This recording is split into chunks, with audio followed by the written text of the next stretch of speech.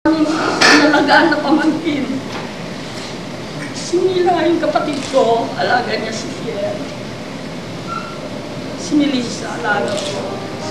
Si Mitchie, alaga ni Tito Glenda. Si Rodel, si Jonathan, sa mami. Kaya si Jonathan, si Apa. Si Kate, si Haba. Yun ang tawag sa kanya, Aba. Si Haba.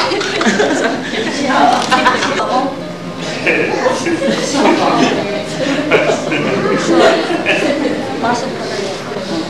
Tatlong alaga ko yan. Alaga ni Tita Belma mo din yan. Pero nung alaga din ni Tita Belma si Elisa. Pero nung nag-asawa si Tita Belma, yeah, sabi na gano'n, oh, eto na. Kung Melissa, marunong ka bang magugas ng sarili mo? Opo naman. O, sige, alagaan na kita kasi nadidigis tayo. Kaya na yun. Pero yan, matampuyan yan si Melissa. Magsalita ka na ng gano'n, dala-dala na yung gamit niya, balik na naman siya. Pero pagkagabi, susutsutan niya ako. Pagkagabi, susutsutan niya ako. Kaya kami magkahiga din kami. Gano'n yan, style kami. Tapos, nagmamadyong ako, yung flashcards, yung mga letters, natututo siya doon. Kaya wala pa siyang 4 na taon, 3 taon na lang siya. Dinala ko sa St. Anthony. Sininterview siya ng teacher, pati principal. Yung nasagot niya lahat yung tanong ng teacher. Sabi ng teacher, ay, mahusay ka pala, nene. Ang galing mo pala. Ilang taon ka na ba? Mag-aapat. Ay, wala kang nursery, wala kang kinder dito. Kaya, sabi ng lola mo, ay naku, maagang-maaga yung mag-compete yan, batang yan. Maglaro lang muna yan, hindi mag-aaral na lang, hanapan ko ng espionage. Kaya siya napasok doon sa kay Father David. Si Father Gapat pa lang yun, dalawang pala yun. Si Father Gapat, paborito din niya si Melissa, si Father David. Si Father Gapat, yung may kakalbo, yung buhok nun, yung may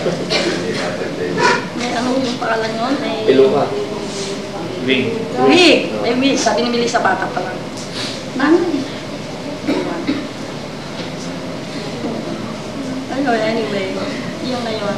Doon ako sa stage, sumusulat si Melissa kasi yan sa akin. Nanay. Ate, sabi niya gano'n. Maliman ng spelling ko, pasensya ka na, but I love you. Na-realize ko na. Andyan ako palagi sa inyo. I love you. Bago.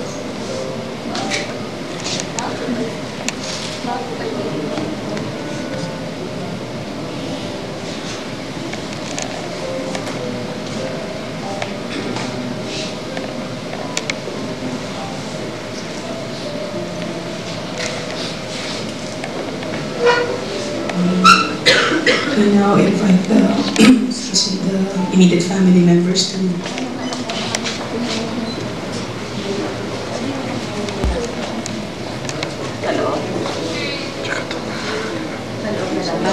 sa gitna.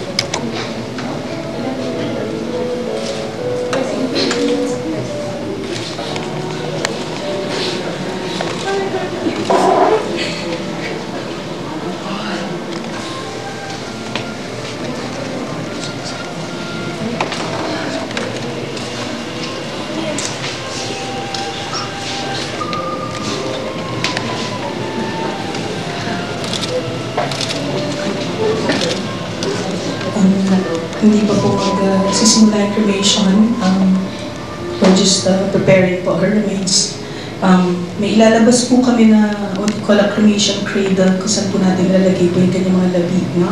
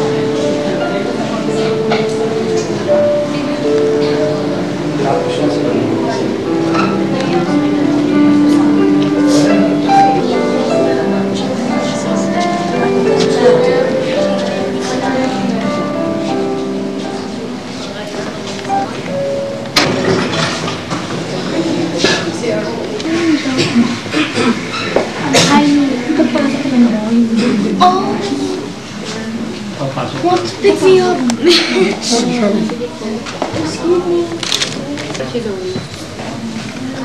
Ate! Uy, na tayo nakalapit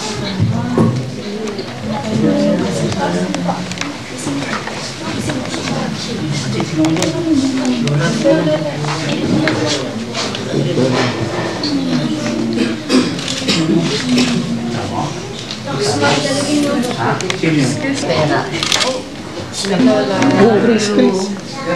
Bigyan mo ko ng ano. Kabila. Bigyan mo ko ng ano. Say bye.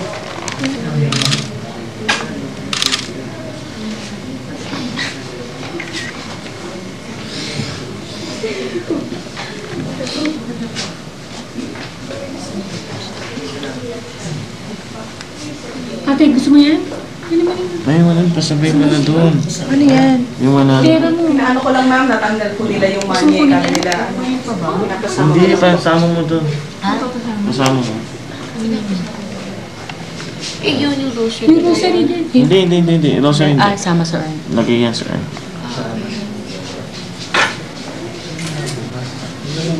Chris.